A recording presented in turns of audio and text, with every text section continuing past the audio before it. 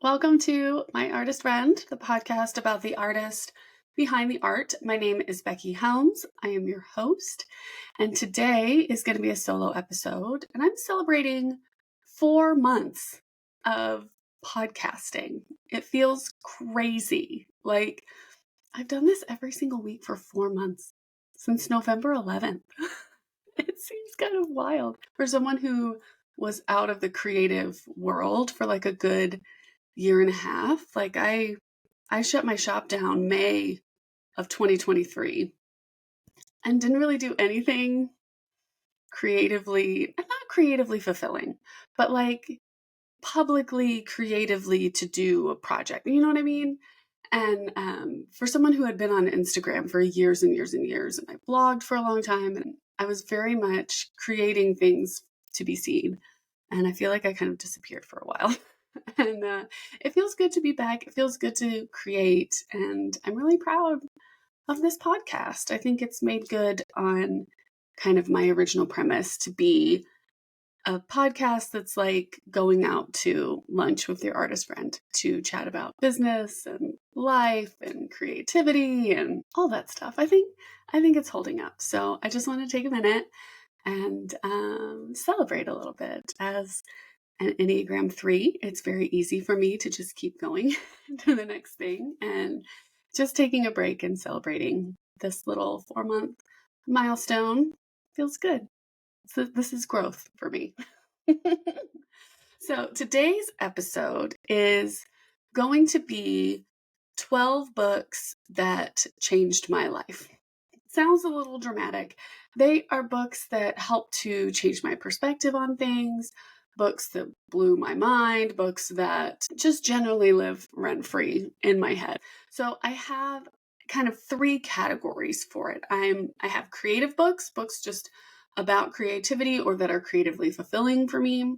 I have business books and kind of self-improvement. It's been a while, but I was heavy into that scene for a little while. So I've got books that I recommend in kind of that world.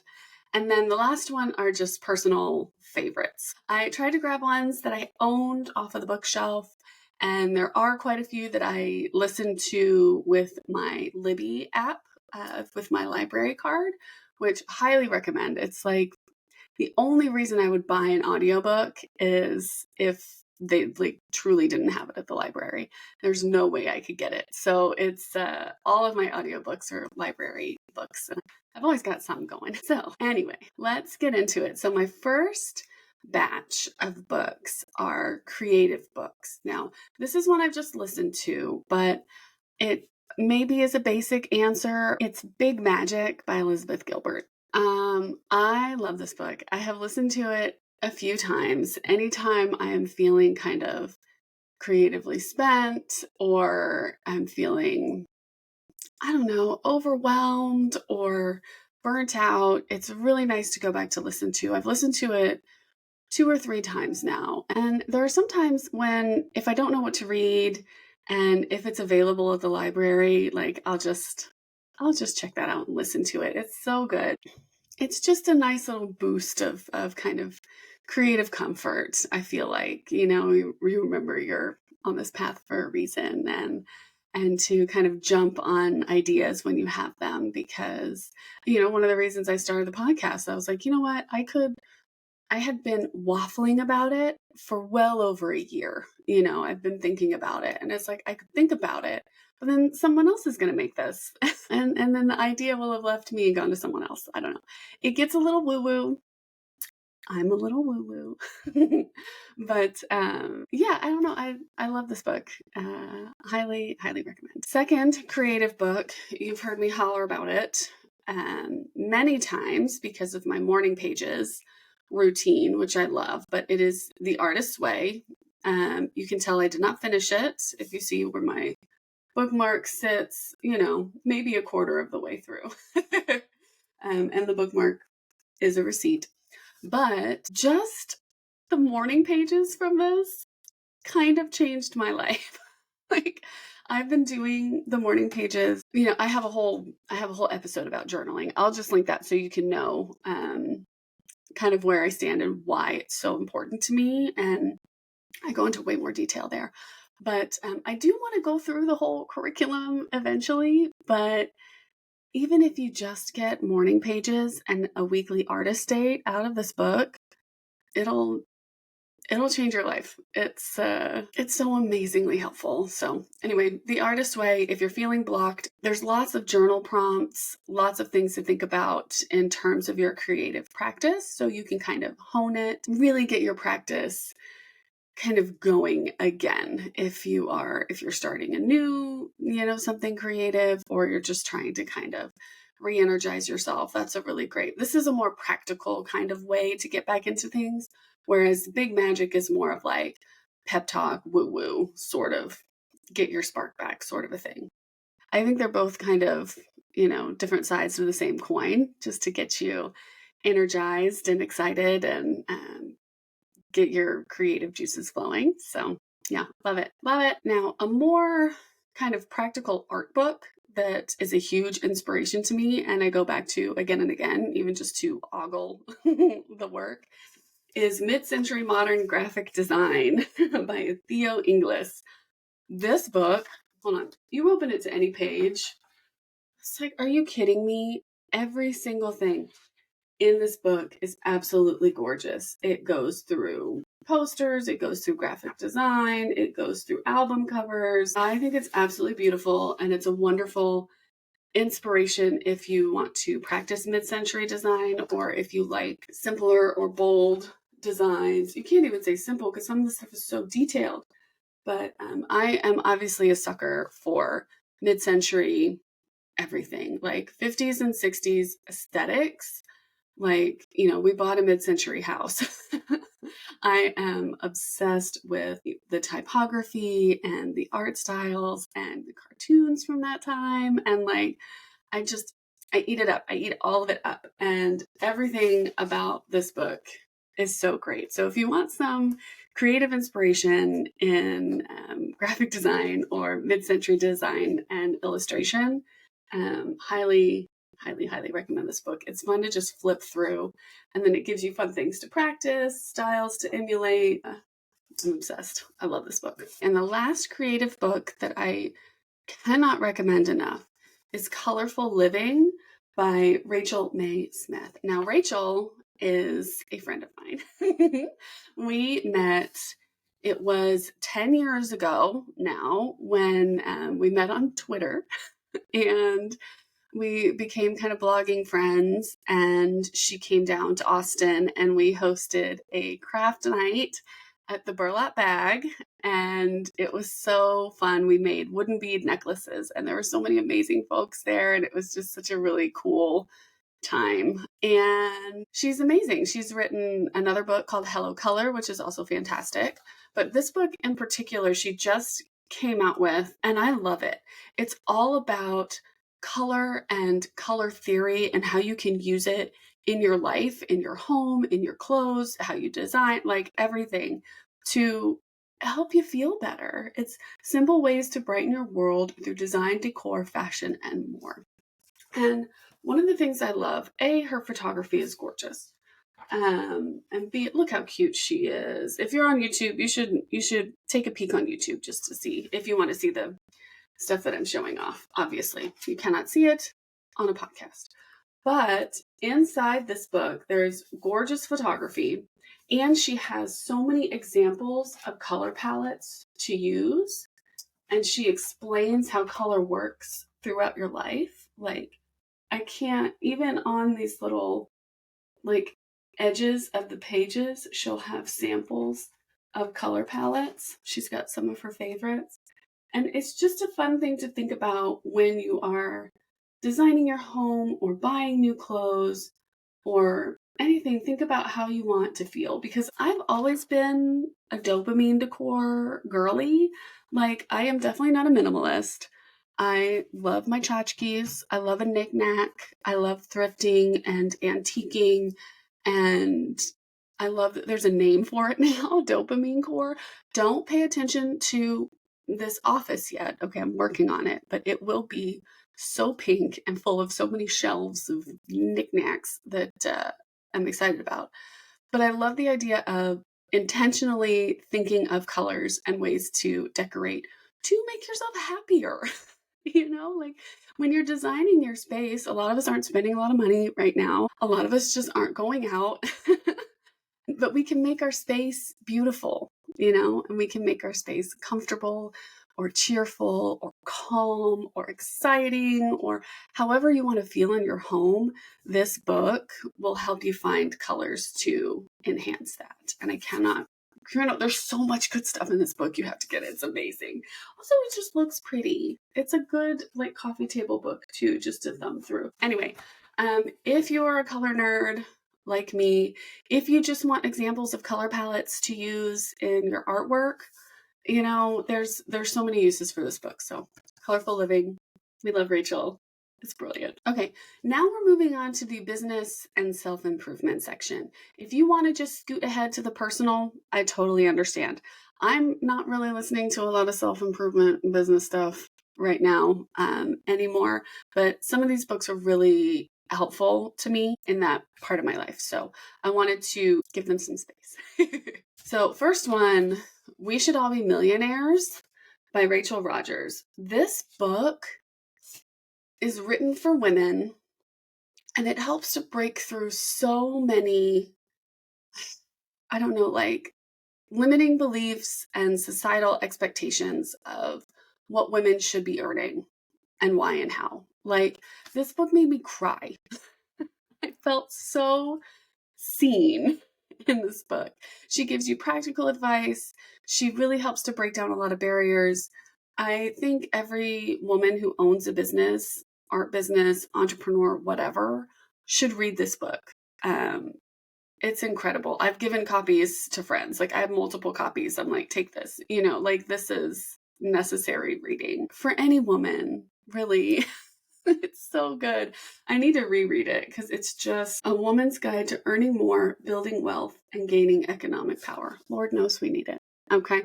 So highly, highly recommend We Should All Be Millionaires. Okay. The next one I just listened to, it's called Playing Big by Tara Moore. This one was recommended on Elsie and Emma's podcast, the A Beautiful Mess podcast. This book is kind of about stepping into your power and, again, dealing with limiting beliefs and feeling like you can do more and not to kind of restrict yourself. The author reads the book, and I really loved the audiobook, but the biggest thing from that book that had the largest impact on me was she does a guided meditation. I told you I like a woo-woo, but basically she has you lay down and through a series of things, she has you visualize like meeting your future self. And for some reason in my visualization, and I read this like 3 or 4 years ago, we were solidly in Austin, and I imagined myself in Michigan, in the woods, in a little mid-century house. It's so subconscious and it's so wild. The way she does the guided meditation was insane. And I was thinking about it one day when I was like doing yard work here at the house after we had moved. And I was like, hold on a minute. I live in a mid-century house, kind of in the woods now, in Michigan. I was like, what? My future self is me. And it blew my mind. It blew my mind. So I think if you want a kind of self-improvement book, if you want a book to kind of help you break through some stuff, get through the weeds in your head, dig through the cobwebs and all that, highly recommend Playing Big by Tara Moore. Blow your mind. Listen to it too if you can, because that guided meditation, I don't think it would have been as impactful if I was reading it. You know what I mean? So listening to it, really being able to lay down and visualize and do all that, it was very impactful. And maybe it sounds weird. Maybe you're like, girl, what are you doing? But it was a big deal to me, especially when I realized that it had come true. And it was like my subconscious knew what was going on. You know what I mean? I thought it was really great. Okay, my third favorite self-improvement book is Stolen Focus.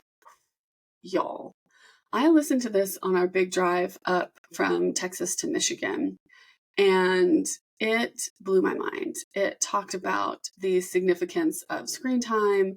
It talked about the dwindling kind of attention spans. And it talked about ways where you can intentionally set aside time to help your brain engage more. You know what I mean? To increase your attention and in turn decrease your stress. And it was fantastic. One of the things I still do with my son is he really talks about how boredom is a good thing, you know, letting your mind wander, giving your mind space to just kind of figure things out and take in your environment and figure out what to do on its own without being told what to do by a phone, you know. And anytime my kid is bored, I'm bored, I'm like, yay, that's fantastic.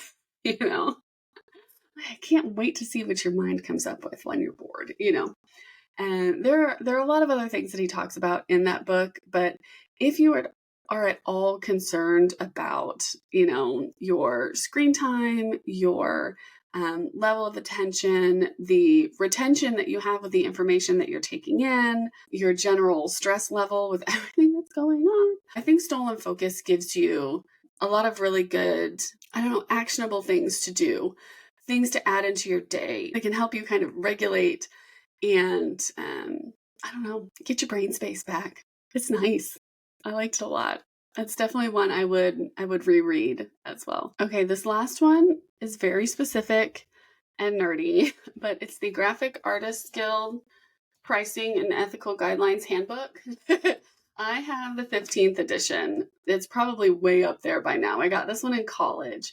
But this book has everything you need to know about like pricing and contracts and like licensing agreements. Like if you are new to any weird aspects of what it's like to be a creative person earning money, whether you're doing freelance or you're doing books or, you know, who knows what, this has the answer that you need. And it has like with this, there's a thing about newspaper syndications as I flip through, you know, retail products. It talks about royalties and things. I consulted this when I was doing my pen club because the first 3 years of my pen club, I think it was 3 years, I worked with might have been 2. I worked with a different artist every single month. And I had kind of different terms for them to choose from, how they wanted to get paid. And I based it around this, like the standards of like licensing fees and things like that. And of course, if you have an older version, you can find the terminology, you know what to look up and see if the pricings and percentages and things like that are still industry standard. Things might have changed since, you know, edition 15. But yeah, this is a lot of really, really great practical information for graphic artists, illustrators, freelancers, all that stuff. So get yourself a copy of this if you're in the business. Okay, now that we're done with business and self-improvement and creativity, we're going to talk about some personal books that are like my favorites / I love / changed my life. First one I'm going to mention, I don't have physically, I listened to it and I really need to get my book trophies for the library because I'm obsessed. It is the Broken Earth trilogy by N.K. Jemisin. I have never read anything like this. The audiobook was fantastic because the performances were just it was amazing. I remember listening to this when I was working in my office and still shipping things. And I'm like, you know, shipping stuff and then stopping like, whoa, no, what? Oh my God. And then crying and like, you will feel every emotion. You will feel so many things. I have never read, it's like a sci-fi fantasy. And you kind of see from 3 different perspectives, like a young girl, an older girl, and a older woman who's a mom. And I do love when I get an older character, especially one who is a mother in a book. Like I eat that stuff up. The Broken Earth trilogy is incredible. I can't even, it's dystopian, it's sci-fi, but it's also fantasy because people have like kind of rock powers that are specific, and there's like a school for it, and it's wild. If you like sci-fi, if you like fantasy, if you want to read something that is very different from anything you would have ever thought about. It's incredible. I cannot recommend it enough. And I ended up reading like pretty much everything by N.K. Jemisin after that. And everything is so interesting. Like I want to crawl into her brain and be like, what are you thinking? Like, how do you even come up with this? It's incredible. She has a master class about world building, and I've thought about getting it because I just think I just love her brain. I love her brain so much. Okay, the second book I really think everyone should read, especially people in the United States, to know more about our history, is Kindred by Octavia Butler.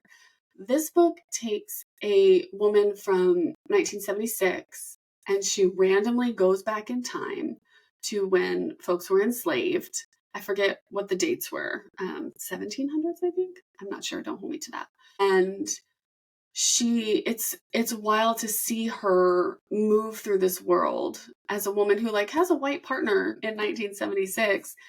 And so she is fish out of water, but then she'll get thrown back into her own time and be reeling and like what's happening. And then you never know when she's going to end up going back. And she interacts with this very specific ancestor, and it is absolutely wild for her to kind of put it together, figure out the mystery, and also live in this world when she's not really sure when she's going to get back. Her partner gets pulled in at one time. They have wildly different experiences.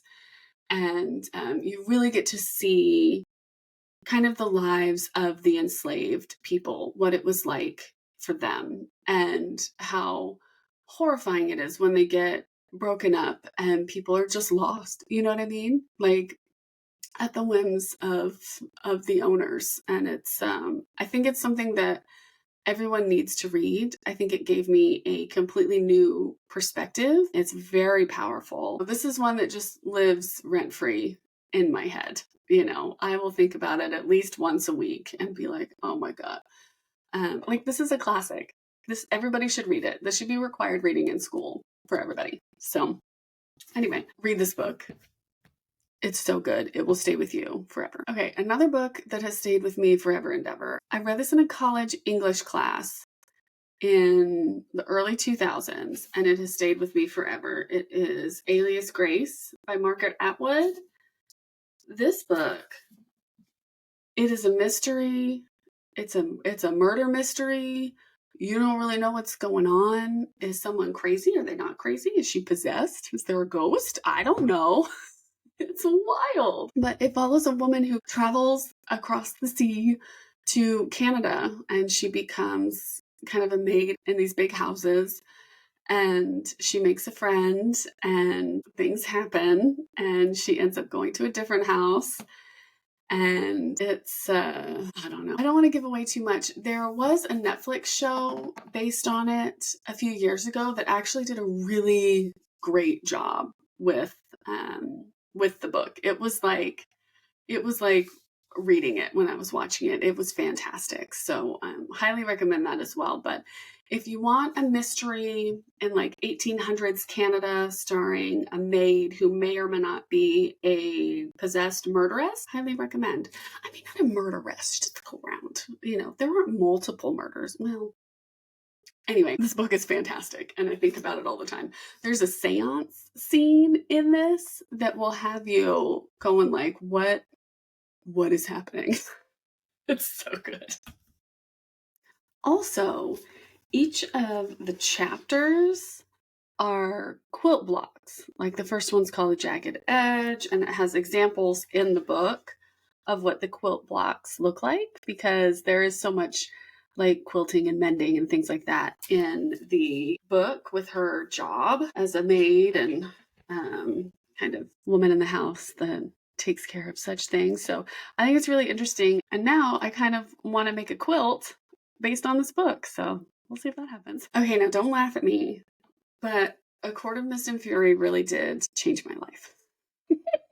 So there are spoilers, okay? There are spoilers coming. So if you haven't read this, if you want to, you can skip ahead to the end. Like the last couple of minutes is just going to be me wrapping things up. But this book, the way Feyre dealt with her relationship, ending with Tamlin and then starting with Rhys, really helped heal things in me that I did not realize still needed healing, because I had a relationship, a long-term relationship before I met Andy, and it was not great. There were plenty of good moments, absolutely. But in the grand scheme of things, it was not good. And the way Feyre works through her trauma and the way she works through the guilt that she feels at leaving and the way that she kind of works through having these new feelings for this other person, it was so healing to me, because you hear it from her perspective. You hear it in her head, how she's working through all of these things. And, I have found my Rhys in life. I have found someone who loves me just for who I am. And there was a while where I was like, well, who am I even? And I think Feyre goes through that as well. And it's just, she's a flight girly. She's not a fighter. When she needs to bust out a water wolf, she's gonna. But in general, in her personal life, she's avoidant. And I know how that feels. And I don't know. There are just so many things about this book. It's a fantastic book. Action abounds, but you see her find herself again and really accept herself and accept, steps into her power. And, she's an artist. She just wants to be, you know what I mean? And I just wanted to read you one little thing. Feyre was illiterate throughout the first book, and then now she's learning to read. Okay. And she says, I'd almost read an entire book in the deep, cushioned armchair, going slowly as I learned new words, but it had filled my time, given me quiet, steadfast company with those characters who did not exist and never would, but somehow made me feel less alone. Come on. That's what these characters are. I love this book, and I have read it many, many, many, many times. And I can't wait for the next one. Okay, that's it. So I hope this has been a fun listen. I hope I haven't rambled too much, or I don't know. I'm not good at talking about books or reviewing books. Like I'm really just here for vibes, and I'm not one of those like critical literature kind of people. I'm like, did I like it? Cool. Was it not written extremely well? Okay. Was it the most amazing prose I've ever heard? Great. Like, I'm truly just here for vibes. So thank you for listening to me ramble. I hope you read some of these books. If you do, please let me know. If you have read some of these and you really liked them, let me know. Let's talk about books. Let me know which ones changed your life. You know what I mean? I want to hear it, because I love talking about books. It's my favorite thing. You could tell I have a whole section on my newsletter just about the books that I'm reading. And while I don't do a whole lot of nonfiction right now, I am in my fiction era, romantasy specifically, but I love a good recommendation on a nonfiction self-help. So yeah, just let me know what you think. I'm happy to talk about more books if you want. Yeah, let's chat about it. Please be sure to follow me on Instagram at the Becky Helms. You can find me on Substack. You can just Google my artist friend and find the podcast and the Substack anywhere. I am trying to figure out how to add something to make a paid tier a little more exciting. Maybe it's an extra video a week. Maybe it's an extra newsletter every week. My regular Friday newsletter and my podcast are always going to be free, but it would be kind of cool if I could turn this into a job. Would be awesome. So if maybe you have some ideas, what would you like to hear? What would be beneficial? What would you fork over $5 a month for? You know what I mean? So yeah, let me know. You're the best. I still don't know how to end these. Okay, I love you. Bye.